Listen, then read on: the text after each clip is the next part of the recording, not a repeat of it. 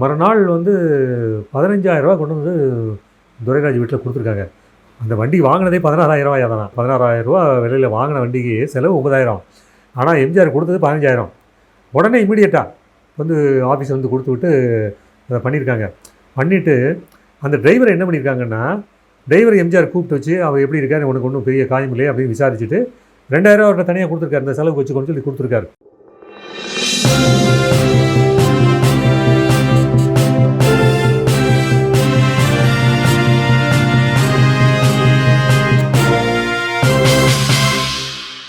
இதயகிரி TV நேயர்கள் அனைவருக்கும் இதயகிரி விஜயன் வணக்கம். எல்லாம் இந்த எம்ஜிஆர் மார்ச் 1ஆம் தேதி சென்னை உதயம் தியேட்டரில் உலகம் சுற்று வாலிபன் வெளிவந்தது. நான் வந்து 3ஆம் தேதி ஞாயிற்றுக்கிழமை படம் பார்க்க போனேன். போனப்போ அங்கே எத்தனையோ நண்பர்கள், ஏராளமான நண்பர்கள், வெளியூர் நண்பர்கள் பல பேரை சந்தித்து பேசுனதில் அதை சார்ந்த ஒரு விஷயம் வந்து எனக்கு பிடிப்பட்டது. என்னென்னா, திரையுலகம்னு ஒரு பத்திரிகை. அந்த கால எம்ஜிஆர் ரசிகர்கள் எல்லாருக்குமே பொதுவாக, அதாவது 80, 90 வரைக்கும் உள்ள அதுக்கு முன்னாடி உள்ள காலகட்டத்தில் உள்ள எம்ஜிஆர் ரசிகர்கள் வந்து எல்லாருக்குமே அதை பற்றி தெரிஞ்சுக்கும். திரையுலகங்கிற பத்திரிகை எம்ஜிஆர் அவர்களை போற்றி வெளிவந்த ஒரு பத்திரிகை திரை உலகம். அது வந்து ஜி.கே. துரைராஜுங்கிறவர் தான் வந்து அந்த பத்திரிகை நடத்தினார். அந்த துரைராஜ் எம்ஜிஆருடைய பல படங்களில் அவர் வந்து பிஆர்ஓவாக வேலை செஞ்சுருக்காரு. பிஆர்ஓ மட்டுமல்ல, அந்த படத்தினுடைய டிசைன்ஸு விளம்பர விஷயங்கள் எல்லாமே அவர் பார்த்துக்கிட்டார். எம்ஜிஆர் அப்படி ஒரு குடும்பத்தை வந்து காப்பாற்றினது, குடும்பத்தை தத்தெடுத்துக்கிட்டதுன்னு பார்த்தா அது துரைராஜ் அவருடைய குடும்பம். அவருடைய மகன் பொன்ராஜ், துரைராஜுடைய மகன் பொன்ராஜ் அந்த படம் பார்க்க வந்திருந்தார். அவர் தற்செயலாக பார்த்தா அந்த தியேட்டரில் இருந்த ரசிகர்களுடைய கூட்டத்தில் அந்த பரபரப்பில் அவர்கிட்ட விரிவாக பேச முடியல. அவர்கிட்ட படம் பார்த்துட்டு வந்ததுக்கப்புறம் பேசும்போது அந்த பல விஷயங்களை வந்து சுட்டி காட்டினார், நெகிழ்ந்து சொன்னார். புரட்சித் தலைவர் எம்ஜிஆர் அவர்கள் எங்களுடைய குடும்ப தெய்வம், அவர் எங்கள் குடும்பத்தை வந்து அப்படி பார்த்துக்கிட்டாரு அப்படின்னு சொல்லி மனநெகிழ்ந்து சொன்னார். அவர் மனைவியை அழைச்சிட்டு வந்திருந்தார். மனைவி வந்து அவங்க இதுக்கு முன்னாடி வந்து டிவியில் அந்த மாதிரி வீடியோவில் இப்படி தான் பார்த்துருக்காங்க. பெரிய திரையில் வந்து வாலிபன் படத்தை பார்த்துட்டு அப்படியே மிரண்டு போயிட்டாங்களாம். என்ன பிரமாதமாக பண்ணியிருக்காங்க அந்த காலத்தில், இது மாதிரி புது படம் கூட இல்லையே அப்படின்னு சொல்லி வியந்து சொன்னாங்களாம். அதெல்லாம் என்கிட்ட சொல்லி ரொம்ப வியப்பாக சொன்னார். இந்த மாதிரி என் மனைவிக்கு ரொம்ப படம் பிடிச்சி போச்சு, ரொம்ப அதை பற்றி ரொம்ப நேரம் பேசிகிட்டு இருந்தாங்க அப்படின்னு சொல்லி. அப்போது நான் வந்து இதயக்கனி பத்திரிகையில் திரு பொன்ராஜ் அவர்களை பற்றி ஒரு பேட்டி எடுத்து வெளிவந்தது. திரு கொற்றவன் பேட்டி எடுத்தார். அதாவது வந்து இதயக்கனியில் வந்து அவங்களுடைய தந்தையினுடைய அனுபவங்கள், எம்ஜிஆரோட அனுபவங்கள், குடும்பத்துக்கு அவர் செய்தது, எம்ஜிஆர் செய்தது எல்லாத்தையுமே அதை சொல்லியிருந்தார். அதை வந்து மனைவிட்ட எடுத்து சொல்லியிருக்கார். இது மாதிரி இதயக்கனி பத்திரிகை ஆசிரியர் தான் வந்து வந்தார், அவர் தான் நம்ம பேசணும் அப்படின்னு சொன்னார். அப்போது அந்த வாலிபன் உலகம் சுற்று வாலிபன் படம் முதன்முறையாக வெளிவந்த போது அந்த படத்தை பற்றி அவருடைய விஷயங்கள்லாம் கேட்டுக்கிட்டு இருந்தேன். அப்போ பார்த்த சொன்ன விஷயங்கள், எம்ஜிஆர் அவங்களுக்காக அந்த படத்தை வந்து போட்டு காமிச்சு இப்படி பல விஷயங்களை சுட்டி காட்டிட்டு சொல்லும்போது ஒரு விஷயம் நினைவு கூர்ந்தார். இவங்க வந்து ஒரு தனி காட்சி அரங்க பண்ணிவிட்டு போகும்போது வந்து இவங்களுடைய காரில் போயிருக்காங்க. அப்போ கார் போகும்போது இந்த கார் நல்லா இருக்கே அப்படின்னு சொல்லிட்டு எம்ஜிஆர் பார்த்து பாராட்டியிருக்காரு. ஒரு பத்திரிகைக்காரர் இந்த மாதிரி ஒரு நல்ல காரை வச்சுருக்கிறது மகிழ்ச்சி அப்படின்னு சொல்லி எம்ஜிஆர் பாராட்டியிருக்காரு. அது என்னென்னா, இது 1973 அந்த படம் வெளிவந்தது. 74 வந்து சிரித்து வாழ வேண்டும் படம். சிரித்து வாழ வேண்டும் படத்தில் அவருடைய ஜி.கே. துரைராஜ் அவருடைய காரை வந்து எம்ஜிஆர் பயன்படுத்தியிருக்காரு. அந்த படத்தில் நடிக்க வச்சுருக்காங்க. அதில் வந்து அந்த பல காட்சிகள் வந்து கார் வரும். அது ஒரு அனுபவம். அந்த குடும்பத்தில் வந்து காரும் நடித்தது ஒரு அனுபவம் அவங்களுக்கு. இவர் வந்து ஷூட்டிங் பார்க்க போகிறான், பொன்ராஜ் ஷூட்டிங் பார்க்க போகிறான். பார்க்கும்போது எம்ஜிஆரை ரசிக்கணுங்கிறதுக்காகவே, அதாவது படத்தில் பார்த்து ரசிக்கிற எம்ஜிஆருங்கிறது ஒரு பக்கம் இருக்கட்டும், படப்பிடிப்பில் எம்ஜிஆரை ரசிக்கணுங்கிறதுக்காகவே வந்து இவரோட தகப்பனார் துரைராஜ் வந்து பொன்ராஜை கூப்பிட்டு போயிருக்காரு. பார்த்து ரசிக்கும் போது அந்த அழகை பார்த்துக்கிட்டே இருப்பாரான். அந்த சுறுசுறுப்பு, அந்த எந்த இதுலையுமே வந்து ஒரு களைப்பை காட்டாமல் அந்த உற்சாகமாக நடிக்கிற அந்த இது வந்து இவருக்கு ரொம்ப வியந்து ரொம்ப பிரமிப்பாக பார்த்துக்கிட்டு இருந்தாராம். பார்த்துட்டு இருக்கும்போது ஒரு நாள் வந்து படப்பிடிப்பு என்னென்னா கொஞ்சம் டைம் இழுத்துருச்சு, டைம் அதிகமாகிடுச்சுன்னா 11 மணி ஆச்சு முடிகிறதுக்கு. 11 மணி ஆனோடனே எம்ஜிஆர் என்ன பண்ணான்னா, எங்கள் எல்லாேருக்கும் சாப்பாடு இதாக இருக்குன்னா, இல்லை சாப்பாடு ஒன்றும் இல்லைன்னா ஒரு மாதிரி எல்லாம் சொல்கிறது ஒரு மாதிரி தயங்கியிருக்காங்க. எல்லாரோட முகமும் ஒரு மாதிரி ஆகிருக்கு. எம்ஜிஆர் புரிஞ்சுக்கிட்டார். சரி, ஏதோ பிரச்சனை, ப்ரொடியூசர் ஏதோ அசட்டையாக விட்டுட்டார் போட்டிருக்கு அப்படின்னு சொல்லிட்டு என்ன பண்ணாருன்னா, இனிமேல் ப்ரொடியூசரை சொல்லி அது வேலைக்கு ஆகாதுன்னு சொல்லிட்டு உடனே என்ன பண்ணார், கஜேந்திர விலாஸ், அண்ணா சாலையில் இருக்கின்ற கஜேந்திர விலாஸ், அதாவது இதுக்கு முன்னாடி கருணாநிதி சிலை ஒரு இடத்துல வச்சாங்க, அந்த இடத்துல அதுக்கு எதிரில் புகாரி ஹோட்டல்லாம் இருக்குது. அந்த இடத்துல அந்த கஜேந்திர விலாஸ் ஹோட்டலில் நான்லாம் போய் சாப்பிட்ருக்கேன். சென்னை வந்த காலகட்டத்தில் போய் சாப்பிட்ருக்கேன். அந்த கஜேந்திர விலாஸ் ஓனர் வந்து எம்ஜிஆரோட ரசிகர். அவருக்கு உடனே ஃபோனை போட்டு என்ன செய்வீங்களோ ஏது செய்வீங்களோ தெரியாது, இங்கே நாங்கள் ஒரு 50 பேர் இருக்கோம், 50 பேருக்கும் பாயா ஆப்பம் இந்த மாதிரி என்னென்ன இருக்கோ ஐட்டங்கள் இருக்கோ தயாராக இருக்கிறத கொஞ்சம் விட்டு போயிருந்தால் கூட அங்கே உடனே தயார் பண்ணி எங்களுக்கு அனுப்புங்க, உடனே வந்தாகணும் அப்படின்னு உத்தரவு போட்டார்.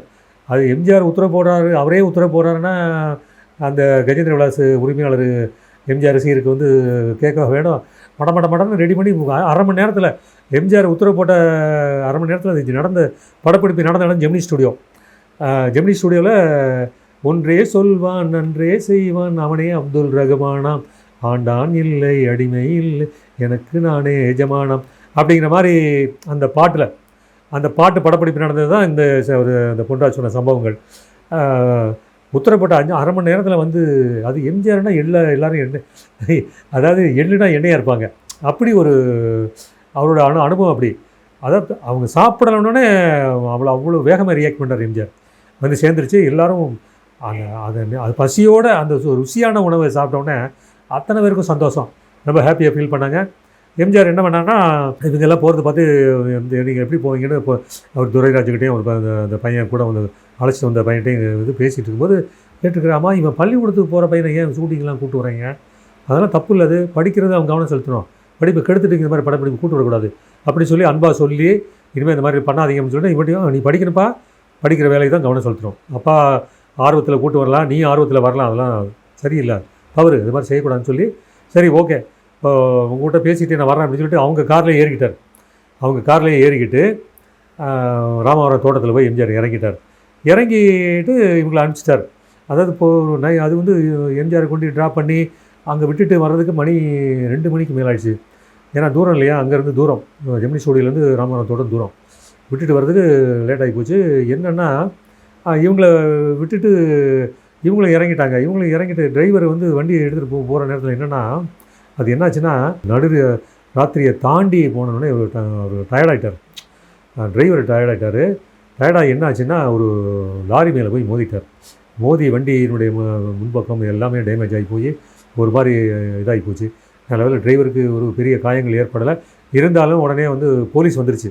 இந்த ஆக்சிடெண்ட் ஆனது உடனே போலீஸ் வந்து அவரை உடனே உதவிக்காக வந்து ஹாஸ்பிட்டலில் வந்து இது பண்ணி விட்டாங்க. அது ஒரு வழக்கெல்லாம் பதிவு பண்ணி இது பண்ணப்போ போலீஸ் வந்து விசாரணை பண்ணிகிட்டு இருக்காங்க. ஏன்னா உரிமையாளர் வந்து துரைராஜ் தானே, உரிமையாளர் வந்து கேட்டப்போ என்ன நடந்தது, என்ன இப்படி இந்த ஆக்சிடென்ட் பண்ணிச்சுன்னா இது மாதிரி நடந்தது, புரட்சி தலைவரை கொண்டு தோட்டத்தில் கொண்டு விட்டுட்டு நாங்கள் படப்படி முடிஞ்சு போய் விட்டுட்டு வரும்போது நாங்களும் வந்து இறங்கி போயிட்டோம். இவரை வந்து வீட்டுக்கு போகிறதுக்காக வரும்போது இது மாதிரி தூக்க கலக்கமாகி போச்சு சொல்கிறவருக்கு, தூக்க கலக்கமாக இல்லை என்னன்னு தெரியல, ஏதோ கொஞ்சம் தடுமாறிட்டார் அதிகாலை நேரங்கிறதுனால மோதல் நடந்து போச்சு அப்படின்னு சொல்லிச்சோன்னே அந்த போலீஸ்காரர் விசாரணைக்கு வந்த போலீஸ்காரர் எம்ஜிஆர் ரசிகர், தலைவரை கொண்டு இந்த வண்டியில் விட்டுருந்தீங்களா, அந்த வண்டிக்கு அந்த மாதிரி ஆகி போச்சு. அவருக்கு உடனே ஒரு இன்ட்ரெஸ்ட் ஆகி போச்சு, இந்த வழக்கை அப்போ இவங்களுக்கு சாதகமாக நல்ல விதமாக முடிக்கணும், ஏன்னா தப்பு இவங்க மேலே இல்லை, எதிர்பாராமல் நடந்த விஷயம் தானே அப்படின்னு சொல்லிட்டு என்ன பண்ணியிருக்காருன்னா விஷயத்தை வந்து தோட்டத்துக்கு அந்த ராத்திரியில் காலையில் அதிகாலை 3 மணி 3:30 மணியாக இருக்கும், அதிகாலையும் அந்த போலீஸ்காரர் வந்து எம்ஜிஆர் தோட்டத்துக்கு ஃபோன் பண்ணி ஏன்னா வந்து விசாரிக்கணும்னா அவர்கிட்டையும் கேட்கணும், நாங்கள் ஏன்னா அவர் போய் இறங்கினார்ல அதை உறுதிப்படுத்திக்கணும் அப்படின்னு சொல்லிட்டு கேட்டாங்க.